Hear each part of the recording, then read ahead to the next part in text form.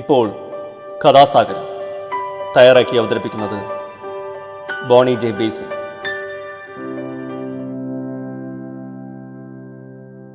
നമസ്കാരം പ്രിയ ശ്രോതാക്കളെ, ഞാൻ ബോണിയാണ്. കഥാസാഗരത്തിൻ്റെ ഏറ്റവും പുതിയ എപ്പിസോഡിലേക്ക് എവരെയും സ്വാഗതം ചെയ്യുകയാണ്. കഥാസാഗരം നിങ്ങൾക്കറിയാം, കഥകളുടെ പരിപാടിയാണ്. മുതിർന്നവർക്കും കുട്ടികൾക്കും ഒരുപോലെ ആസ്വദിക്കാവുന്ന കഥകൾ ഇതിലൂടെ നിങ്ങൾക്ക് കേൾക്കാം. നാടോടി കഥകളും മുത്തച്ഛി കഥകളും ഇതിഹാസ കഥകളും പുരാണ കഥകളും ഐതിഹ്യങ്ങളും എല്ലാം ഇതിലൂടെ കടന്നു വരുന്നു. അപ്പോൾ ഇന്ന് ഞാൻ പറയാൻ പോകുന്നത് ഒരു മുത്തച്ഛി കഥയാണ്. നമുക്കതൊന്ന് കേട്ടു നോക്കാം. ഇത് ചൈനയിൽ സംഭവിക്കുന്ന ഒരു കഥയാണ്. അപ്പോൾ കഥ ഇങ്ങനെയാണ്.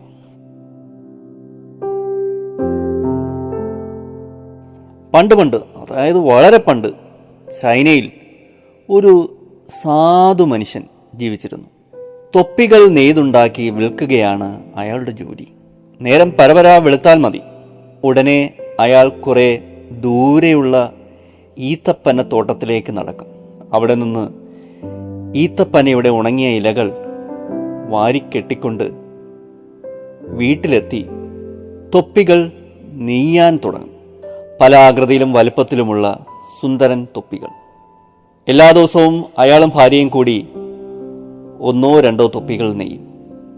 പിന്നെ ഗ്രാമചന്തയിലെത്തി ആ തൊപ്പികൾ വിറ്റ് പണം വാങ്ങും. വളരെ തുച്ഛമായ പണമേ തൊപ്പി വിറ്റ് അയാൾക്ക് കിട്ടും. അതുകൊണ്ട് വളരെ കഷ്ടപ്പെട്ടാണ് അയാൾ ജീവിച്ചിരുന്നത്. എന്നാൽ അയാളുടെ ജ്യേഷ്ഠന്റെ സ്ഥിതി ഇതായിരുന്നില്ല. വലിയ സമ്പന്നനായിരുന്നു അയാൾ. ഒരിക്കൽ ഗ്രാമത്തിലെത്തിയ അയാൾ അനുജനോട് പറഞ്ഞു, അനിയ, നീ എന്തിനാണ് ഈ ഗ്രാമത്തിൽ കിടന്ന് കഷ്ടപ്പെടുന്നത്? പകലന്തിയോളം പാടുപെട്ടിട്ടും വിശപ്പ് മാറ്റാനുള്ള പണം പോലും നിനക്ക് കിട്ടുന്നില്ലല്ലോ. വരൂ, നമുക്ക് നഗരത്തിലേക്ക് പോകാം. അവിടെ എൻ്റെ വ്യാപാരശാലകളിൽ എവിടെയെങ്കിലും നിനക്ക് ജോലി ചെയ്യാം, അയാൾ പറഞ്ഞു. അപ്പോൾ അയാൾ പറഞ്ഞു, എനിക്ക് ആവശ്യത്തിനുള്ള പണം ഞാൻ ഉണ്ടാക്കുന്നുണ്ട്, എനിക്കിത് മതി.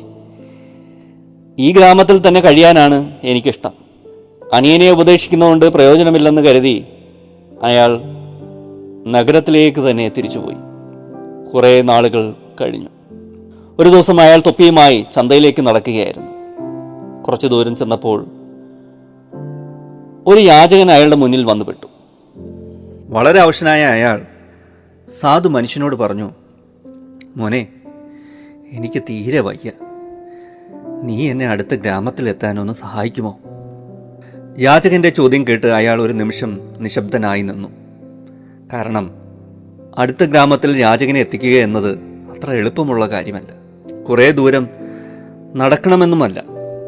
അന്നത്തെ തൻ്റെ വിൽപ്പനയും മുടങ്ങും. അയാൾ എന്ത് ചെയ്യണമെന്നറിയാതെ വിഷമിച്ച് നിൽക്കെ യാചകൻ തുടർന്നു, പറ്റില്ലെന്ന് പറയരുത് മോനെ. ഞാൻ ചെന്നിട്ട് വേണം എൻ്റെ മക്കൾക്ക് തിന്നാൻ എന്തെങ്കിലും കൊടുക്കാൻ. യാചകന്റെ വാക്കുകൾ കേട്ടപ്പോൾ അയാൾ പറഞ്ഞു, ശരി, ഞാൻ വരാം. രാത്രി അല്പം വൈകിയാലും എനിക്ക് തിരിച്ചിവിടെ വരാമല്ലോ, അല്ലേ? അത് യാചകൻ കേട്ടില്ല. പിന്നെ താമസിച്ചില്ല. അയാൾ യാചകന്റെ കൈപിടിച്ച് അടുത്ത ഗ്രാമത്തിലേക്ക് നടന്നു. ഗ്രാമാതിർത്തിയിൽ എത്തിയപ്പോഴേക്കും നേരം നന്നായി ഇരുട്ടിത്തുടങ്ങിയിരുന്നു. യാചകൻ ഉടനെ പറഞ്ഞു, ഇനി ഞാൻ പൊയ്ക്കോളാം, നീ നിന്റെ ഗ്രാമത്തിലേക്ക് തന്നെ മടങ്ങിക്കോളൂ.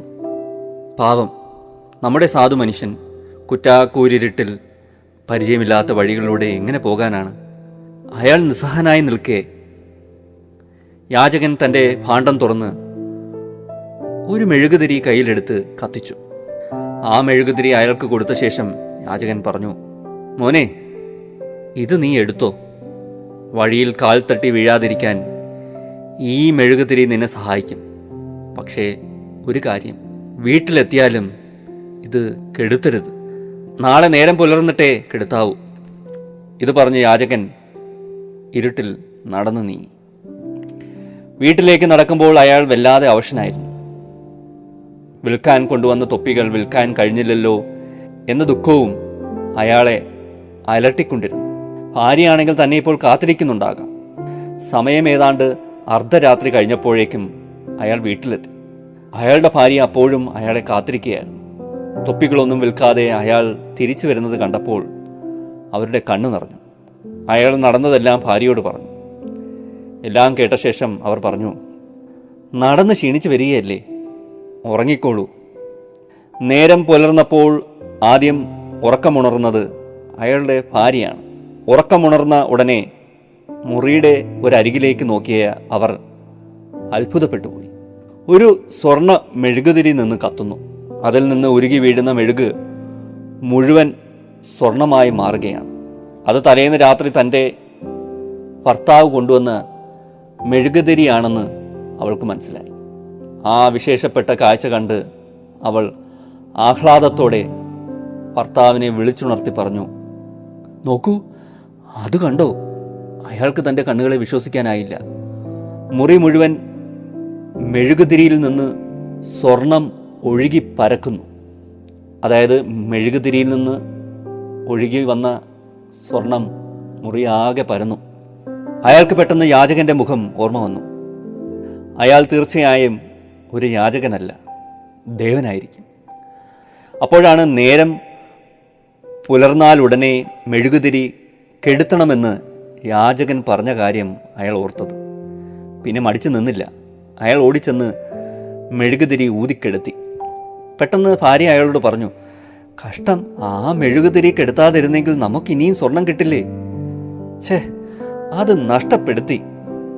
അന്ന് രാത്രി അയാളും ഭാര്യയും ഒരു വിചിത്ര സ്വപ്നം കണ്ടു. സ്വപ്നത്തിൽ ഒരു ദേവൻ പ്രത്യക്ഷപ്പെട്ട് അയാളോട് പറഞ്ഞു, നോക്ക്, ഇന്നലെ യാചകന്റെ വേഷത്തിൽ നിന്റെ മുന്നിൽ പ്രത്യക്ഷപ്പെട്ട ദേവനാണു ഞാൻ. എൻ്റെ പരീക്ഷണത്തിൽ നീ വിജയിച്ചിരിക്കുന്നു. നേരം പുലർന്നിട്ടും നീ ആ മെഴുകുതിരി കെടുത്താതിരുന്നുവെങ്കിൽ അയാൾ ഉറക്കെ ദേവനോട് വിളിച്ചു ചോദിച്ചു. കൂടുതൽ സൂര്യപ്രകാശം വീഴുന്നതോടെ അതൊരു സാധാരണ മെഴുകുതിരിയായി മാറുമായിരുന്നു. പറഞ്ഞു തീർന്നതും ദേവൻ അപ്രത്യക്ഷനായി. ഇതാണ് കഥ. ഇത് ചൈനയിൽ നിന്നുള്ളൊരു മുത്തച്ഛി കഥയാണ്.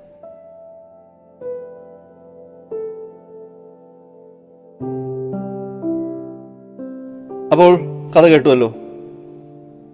ഇതിനകത്ത് തുടക്കത്തിൽ അനുജൻ്റെ അവസ്ഥ കണ്ട് ജ്യേഷ്ഠൻ കഥയിലോട്ട് പ്രവേശിക്കുന്നുണ്ട്.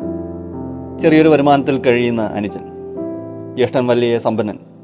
അപ്പോൾ ഉപദേശിക്കുകയാണ്, അനിയ, നീ എന്തിനാണ് ഈ ഗ്രാമത്തിൽ കിടന്ന് കഷ്ടപ്പെടുന്നത്?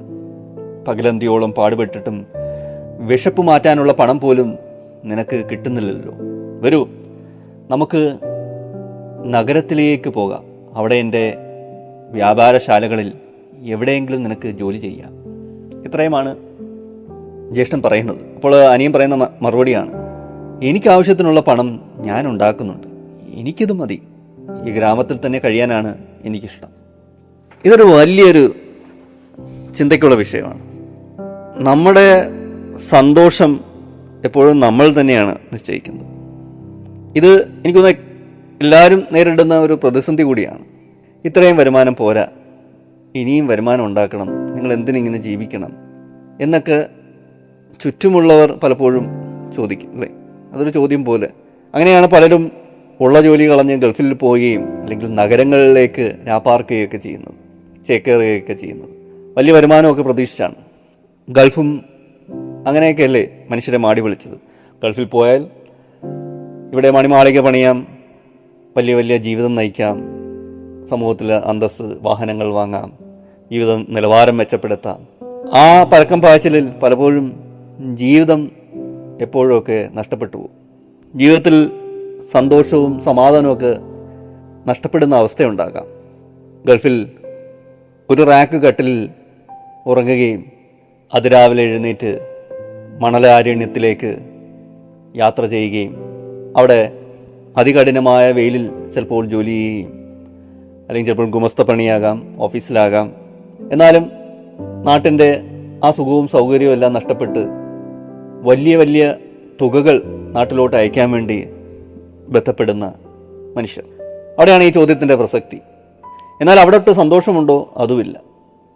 വീട്ടിൽ നിന്ന് വീണ്ടും ആവശ്യങ്ങളായി, അല്ലേ? ഇന്നത് വേണം, ഇന്ന ചിലവുണ്ട്, മക്കളെ കുറേ മുന്തിയ സ്കൂളിൽ പഠിപ്പിക്കണം, അതിൻ്റെ ചിലവ്, ഫീസിനത്തിലും വാഹനത്തിൻ്റെ ചിലവ്, വസ്ത്രത്തിൻ്റെ ചിലവ്, ട്യൂഷൻ ഫീ, അങ്ങനെ ജീവിതകാലം മുഴുക്കെ ഇങ്ങനെ കത്തിത്തീരുകയാണ്. തിരികെ വരുമ്പോഴോ ജീവിക്കാൻ അധികം ദിവസങ്ങളും കാണില്ല. സ്വസ്ഥമായി സുഖമായി എന്നൊക്കെ ഉള്ളൊരു ജീവിതം പലപ്പോഴും പലർക്കും നഷ്ടപ്പെടും. എന്നാൽ നല്ല ജോലിയുള്ളവരൊക്കെ ഗൾഫിൽ വളരെ സുഖകരമായൊക്കെ ജീവിക്കുന്നുണ്ട്. അതൊരു വശം. എപ്പോഴും ഒരു കമ്പാരിസൺ വരും മറ്റുള്ളവരുടെ ജീവിതവുമായിട്ട്. അവിടെയാണ് ഈ പ്രശ്നം ഉദിക്കുന്നത്. എല്ലാവർക്കും മറ്റുള്ളവരെ നന്നാക്കാനും അവരുടെ ജീവിതത്തെ വിലയിരുത്താനും അവരുടെ കോട്ടങ്ങളും പിഴകളും കണ്ടുപിടിക്കാനൊക്കെ വളരെ ഇഷ്ടമാണ്. സന്മാർഗത്തിൽ നയിക്കാനും തെറ്റുകുറ്റങ്ങൾ കണ്ടെത്താനും എപ്പോഴും കണ്ണ് മറ്റുള്ളവരിലേക്കാണ്. മനുഷ്യ സഹജമായ ഒരു വാസനയാണ്. അവിടെ നിന്ന് വ്യത്യസ്തമാവുകയാണ് ഈ തൊപ്പിക്കാരൻ. അയാൾക്കുള്ളത് കൊണ്ട് ഓണം പോലെയാണ്. പക്ഷേ അവസാനം അയാൾക്കൊരു ലോട്ടറി അടിക്കുകയാണ് അല്ലേ? ജീവിതം മാറി മറിയുകയാണ്. സന്തോഷമുണ്ടോ എന്നാണ് നമ്മൾ ചിന്തിക്കേണ്ടത്. ജീവിതത്തിൽ സന്തോഷമുണ്ടോ? ചില രാജ്യങ്ങൾ സന്തോഷത്തിന് മുന്നിലാണ്. ഭൂട്ടാൻ എന്ന് പറഞ്ഞ രാജ്യം നമ്മുടെ അടുത്ത് അയൽവാസിയാണ്. ലോകത്തെ ഏറ്റവും സന്തോഷവാന്മാരുടെ അല്ലെങ്കിൽ സന്തോഷകരമായ ഒരു രാജ്യമാണ് ഭൂട്ടാൻ എന്ന് കരുതപ്പെടുന്നു. അവിടുത്തെ കോൺസ്റ്റിറ്റ്യൂഷൻ, ഭരണഘടനയുടെ ഭാഗമാണ് ഗ്രോസ് നാഷണൽ ഹാപ്പിനെസ് എന്ന് പറഞ്ഞൊരു കൺസെപ്റ്റ്. അവർ അത് ഇംപ്ലിമെൻ്റ് ചെയ്യുകയും ചെയ്തു. അത് വികസിപ്പിക്കുകയും അത് ഇംപ്ലിമെൻ്റ് ചെയ്യുകയും അവരുടെ ജനങ്ങൾക്കിടയിൽ അത് നടപ്പിലാക്കുകയും ചെയ്തു. പലപ്പോഴും ആഡംബരത്തിനും സുഖ സൗകര്യങ്ങൾക്കും ഒന്നും നൽകാൻ പറ്റാത്ത ഒരു സന്തോഷം അവിടെ ഉണ്ടായിരിക്കും. അത്ര വലിയ ആഡംബരപരമായ രാജ്യമൊന്നുമല്ല ഭൂട്ടാൻ, പക്ഷേ അവർ സന്തോഷവാന്മാരാണ്. ഭൂട്ടാൻ മറ്റ് രാജ്യങ്ങളെ കണക്കൊരു സമ്പന്ന രാജ്യമൊന്നുമല്ല. നല്ല ആയുസ്സുണ്ട് ജനങ്ങൾക്ക്, അത്യാവശ്യം ഇൻകമുണ്ട്, വരുമാനമുണ്ട്, വളരെ കാരുണ്യം നിറഞ്ഞ ജനവിഭാഗം, സ്വാതന്ത്ര്യം, വിശ്വാസം, അഴിമതിയില്ല, സർക്കാർ കാര്യങ്ങളിൽ അഴിമതിയില്ല, ഇഷ്ടമുള്ള ജോലി ചെയ്യാം അല്ലേ? നല്ല ഭരണം, തുല്യത, പ്രകൃതിയെ സംരക്ഷിക്കുന്നു. ഇതൊക്കെ കാരണമാണ് ഭൂട്ടാൻ്റെ ആ സന്തോഷത്തിന്. എക്കണോമിക് ഡെവലപ്മെൻറ്റ് അല്ലേ, സാമ്പത്തികമായ വളർച്ച ആവശ്യത്തിനുള്ള അത് സംഭവിക്കുന്നു. ഉള്ളതുകൊണ്ട് ഓണം പോലെ നല്ല ചുറ്റുമുള്ളവരെ സ്നേഹിക്കുക, കാരുണ്യം കാണിക്കുക, ഇതൊക്കെ ഒരു ഭാഗമാണ് ഭൂട്ടാൻ്റെ ആ സംസ്കാരത്തിൻ്റെ ഭാഗമാണ്. അതൊക്കെ ആയിരിക്കാം ചിലപ്പോൾ അവർക്ക് അങ്ങനെ സന്തോഷിക്കാൻ കഴിയുന്നത്, ഉള്ളതുകൊണ്ട് തൃപ്തിപ്പെടാൻ കഴിയുന്നത്. അതും ഒരു കാരണമാകാം. കഥ വായിച്ചപ്പോൾ എനിക്ക് ഭൂട്ടാനെയാണ് ഓർമ്മ വന്നത്. വളരെ ശാന്തമായ, പീസ്ഫുൾ എന്നൊക്കെ പറയുന്ന ഒരു രാജ്യമാണ്. അതിനേക്കാൾ ഉപരി നല്ല പ്രകൃതി രമണീയമായ സ്ഥലം, natural environment, pristine natural environment, ഇതൊക്കെ ആയിരിക്കും കാരണം. ഇപ്പോൾ അവർ വികസനവും കൂടെ കൂട്ടാനായിട്ട് ശ്രമിക്കുകയാണ്. പുതിയ രീതിയിലുള്ള അവർക്ക് പറ്റിയ അനുയോജ്യമായ വികസന വളർച്ച ഇവിടെ കൊണ്ടുവരാനായിട്ട് ശ്രമിക്കുകയാണ്. നല്ല ഭരണം, അതൊരു വലിയ നേട്ടമാണ്. നല്ല ഭരണമുണ്ട്, ഒത്തൊരുമ, പരസ്പര സഹവർത്തിത്വം, മതമൈത്രി അല്ലേ, അങ്ങനെയൊക്കെ എല്ലാം മനുഷ്യർ തമ്മിലുള്ള മൈത്രി, ഇതെല്ലാം കാരണമാണ് സന്തോഷത്തിന്. പാരമ്പര്യത്തെ പുണരുമ്പോഴും അവർ വളരെ പുരോഗമന ചിന്താഗതിയും വളരെ പ്രാക്ടിക്കലുമായിട്ടൊക്കെ ആ സമൂഹത്തിന് അധിവസിക്കാൻ കഴിയുന്നു. അതൊരു നേട്ടം തന്നെയാണ്. പ്രായോഗിക തലത്തിൽ അവർ വളരെ വിജയകരമാണ്, പ്രായോഗികമാണ്. അവരുടെ ജീവിതം വളരെ പ്രായോഗികമാണ്. അതൊരു കാര്യം തന്നെയാണ്. അങ്ങനെ ഒട്ടേറെ കാരണങ്ങളൊക്കെ നമ്മൾ അവരുടെ കുറിച്ചൊക്കെ നമ്മൾ വായിക്കുമ്പോൾ മനസ്സിലാക്കാൻ സാധിക്കും, ഭൂട്ടാനീസ് ജീവിതത്തെക്കുറിച്ചൊക്കെ. ഞാൻ അധികം നീട്ടുന്നില്ല. ഞാൻ ഈ മനുഷ്യൻ്റെ സന്തോഷത്തിൻ്റെ കാര്യം പറഞ്ഞപ്പോൾ നമുക്ക് സന്തോഷിക്കാൻ നമ്മൾ തന്നെ കാരണങ്ങൾ കണ്ടെത്തണം അല്ലേ?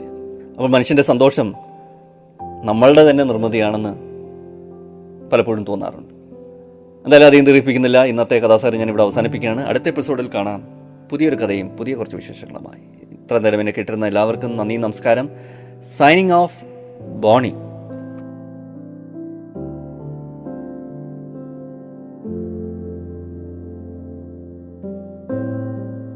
നിങ്ങളിതുവരെ കേട്ടത് കഥാസാഗരം.